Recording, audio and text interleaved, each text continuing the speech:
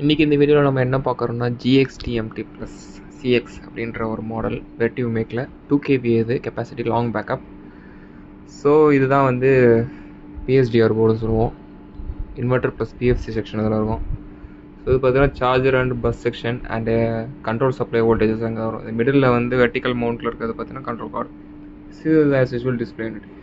இந்த போர்டில் என்ன இஷ்யூ இருந்துச்சுன்னா சார்ஜர் வோல்டேஜ் வந்து 75 தான் வந்துச்சு நமக்கு டெர்மினல்லே. ஸோ அதை சார்ட் அவுட் பண்ணியாச்சு. நமக்கு என்ன இஷ்யூ அப்படின்னு பார்த்தீங்கன்னா இந்த டிஸ்சார்ஜ் ரெசிஸ்டர் தான் பார்த்தீங்கன்னா நமக்கு வந்து இது கம்ப்ளைண்ட்டாக இருந்துச்சு.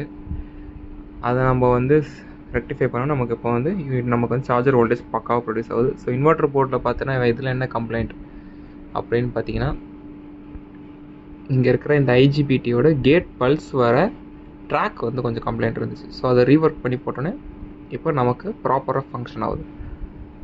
ஸோ இப்போ மெயின்ஸ் மோடில் நார்மலாக ஓகேன்ற ஆப்ஷனும் நம்ம ரன்னிங் ஆகிட்டுருக்கு. இப்போ UPS பேக்கப் மூலம் ஃபங்க்ஷன் ஆகுது. இப்போ மெயின்ஸ் கொடுத்தாச்சு, நமக்கு இப்போ நார்மல் மோட் வந்துச்சு. தேங்க்ஸ் ஃபார் வாட்சிங்.